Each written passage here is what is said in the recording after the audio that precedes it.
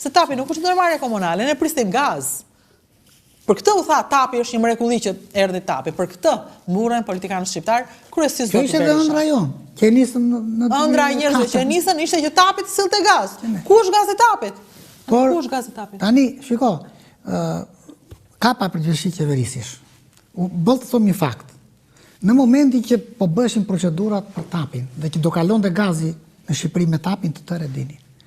Nga viti 2010 deri në vitin 2011 atë paktën, deri në vitin 2013, qeveria e kohës bëri vendimet të qeverisë, pra Këshilli i Ministrave, për të demontuar tecin e Fierit, që mund të ishte një konsumator. Kur u demontua teci i Fierit? Në vitin 2012 afërsisht. Po ndërkohë ne prisim gazin, si demontonin tecin? Çat papërgjegjësi politike dhe askush s'ka pas në rend të ditës që ore të marrim gazin të vëm tecin e Fierit në punë. Por të prishim tecin të shesim caja kur ishte diku. Ku do shkonte ky gazi? Ku do shkonte s'është menduar që të mbylleshin këto rrugët.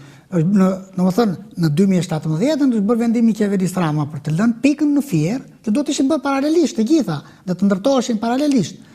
Dhe ajo se tani tapi me të drejtë të thotë, por unë gazin ta jap, jo, është në marrëveshje e shkruar kështu. E ka në marrëveshje që do të jap gaz. Janë të gjitha tip marrëveshje. Po ai s'ka ku ta japi ty gazin. Në aspektin teknik komercial, kështu që ti do të marrësh pjesë kur bëhet market testi, që thonë ata kur bëhet studimi tregu, të paraqesh sasitë tua, të paguash për atë tranzitin se ai paguan tranzit në vende të tjera, s'paguajmë te ne. Paderisa të vite ne, keca pagesa dhe ti do ta paguash atë gaz diku që të rezervohet gazi. Se nuk thot kush që do ti dhe kur i thua ti prit më bie mua ti deri në Fier, po unë se dua. E ka prur 3500 km larg ai. E ka tranzituar, e ka prur këtu. S'mund ti thuash ti s'dua.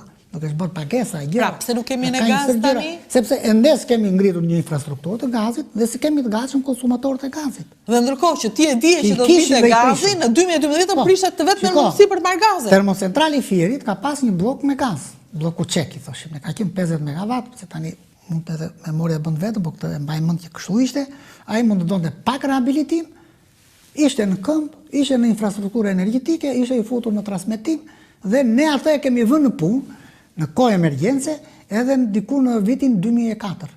Para se tiknim nga pushteti, se kemi pas krizat, po ju kujtohet. Kemi vënë atë dhe kemi vënë dhe 25 megawatt që kishte Fieri, më duket, a dyja.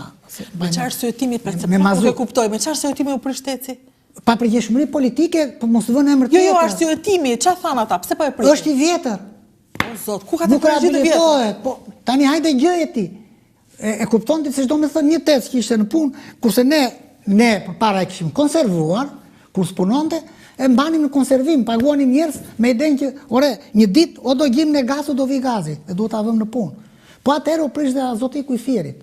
Unë nuk po flas për plerat se nuk di si do shkonte historia. Po të paktën për të pjesë që e kisha ndjekur. Edhe ajo që deri në vitin 2010-2011 ka qenë konservuar, dhe azotiku. Dhe atëre ju vërsulën, me thënë si karkalecat në atë, kur binin në arat e Misrit, apo në arat e Grurit, dikur që shkretonin. A kupton? Natën dhe ditën, ma unë që transportonin ato metalet nga Fieri. E kupton? Po të kishim sonte, sot që flasim, në kohën e kësaj krize, në kohën e luftës për gazin, në 2022, po të kishte tecin e Fierit dhe azotikun, që do bëjmë? Shiko, për pavarësinë? Unë do thon ka gjë. Kush të doj nga specialistët e kohës, le të vi një ditë të flasim këtu. Nëse në të flasim për vitin 2011, kur këto u prishën, punë e parë që do të ishte dhe pyetja e parë që unë ja përgjigje pozitive. Këto vjeshin me gazin në punë apo jo? Po. I kemi vënë me gaz. Tec.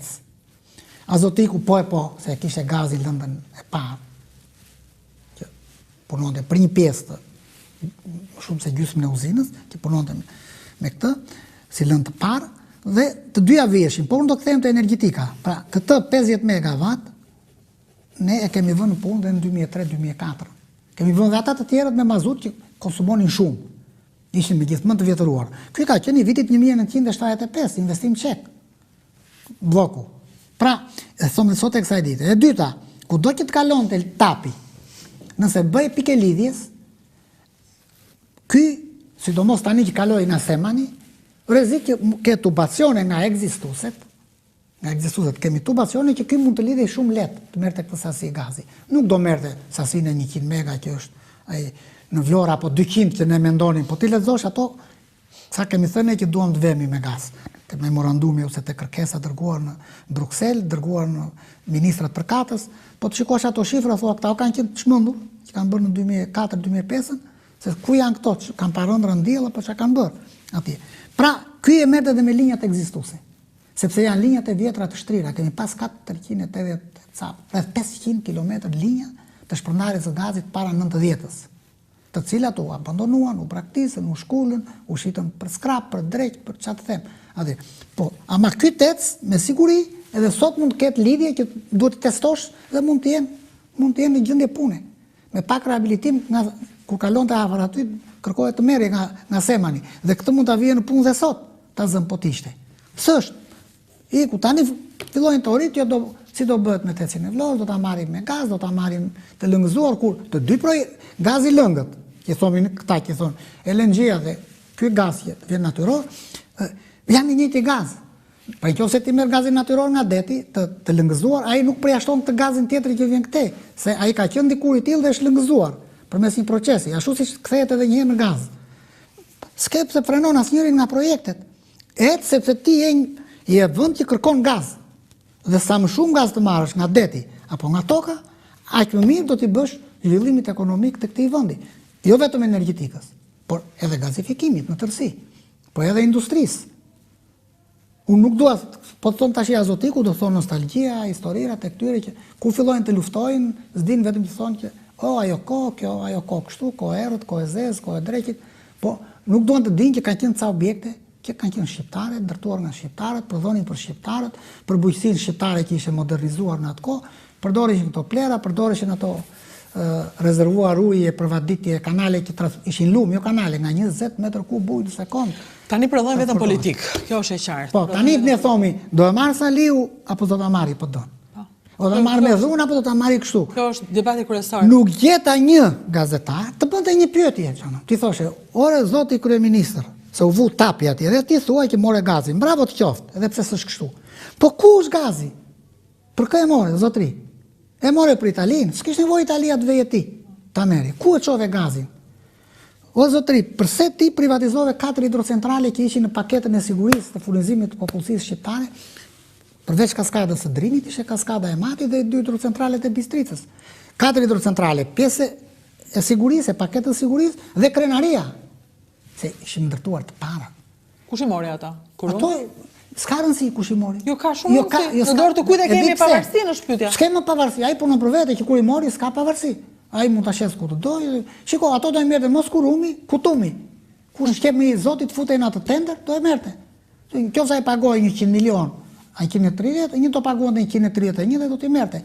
Çështja e procedurave është çështje tjetër atje. Unë s'dua të hyj ajo pjesë, se ka kusure, po unë dua të hyj te kjo politikisht cili është mentaliteti, që ai na la edhe për faktin që ne ende po mbyllim pikën tani të gazit, pra të marrim pika e lëshimit të gazit, mbaron. Dhe mos je bëra vendim në 2017